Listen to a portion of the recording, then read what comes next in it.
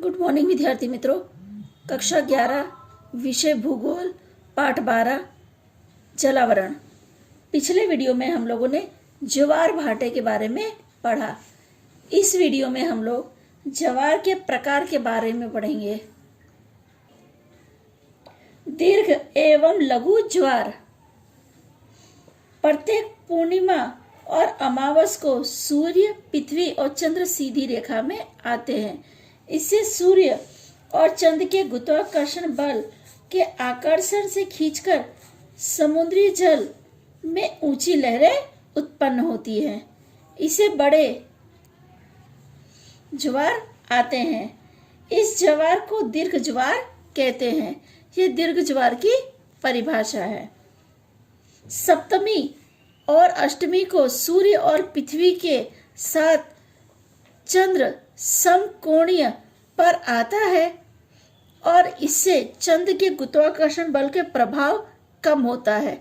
इस कारण लहरें कम उछलती हैं और छोटे ज्वार आता है जिसे लघु ज्वार कहते हैं। अधिकांशतः समुद्री किनारे पर हर रोज 2 बार ज्वार और 2 बार भाटा आता है जिसे अर्धदैनिक ज्वार कहते हैं।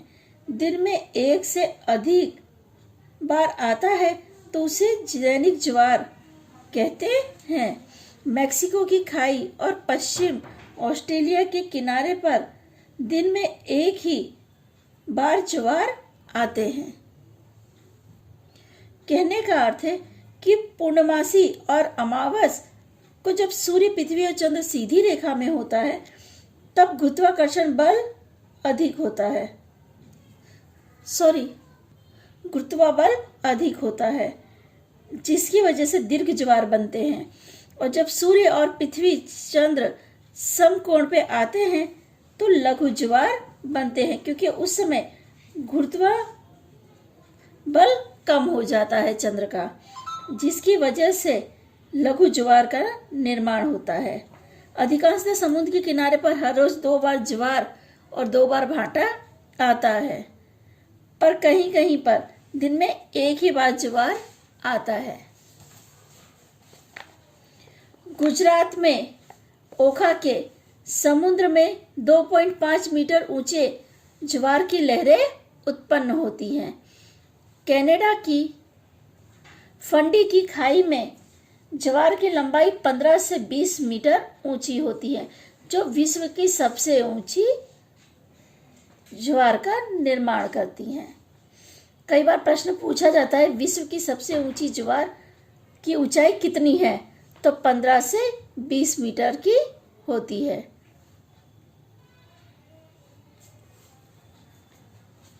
घोड़ा ज्वार।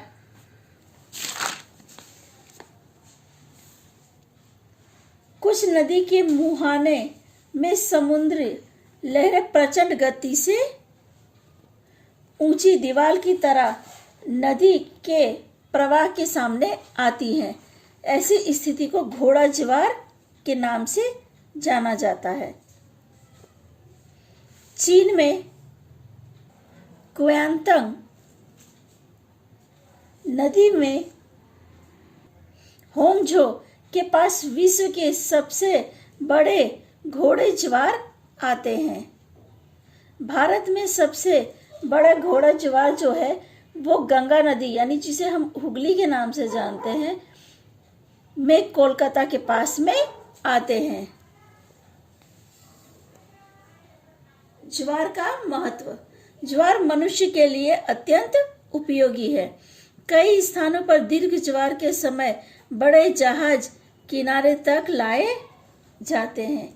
विशेषतर नदी के मुहाने के नजदीक आए बंदरगाह पर ज्वार के समय जहाज अंदर आते हैं और भाटे के समय ज्वार बाहर जाते हैं।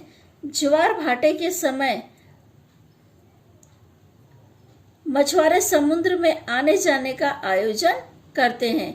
ज्वार भाटे से समुद्र किनारे एवं बंदरगाह के जलीय क्षेत्र स्वच्छ रहते हैं।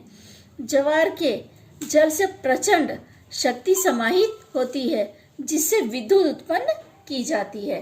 फ्रांस, यूएस और रसिया में ज्वार से विद्युत उत्पन्न करते हैं। ज्वार के पानी के समतल किनारे की तरफ मोड़कर नमक उत्पादित किया जाता है। इस तरह ज्वार मनुष्य के लिए अनेक रूप से उपयोगी साबित हुआ है।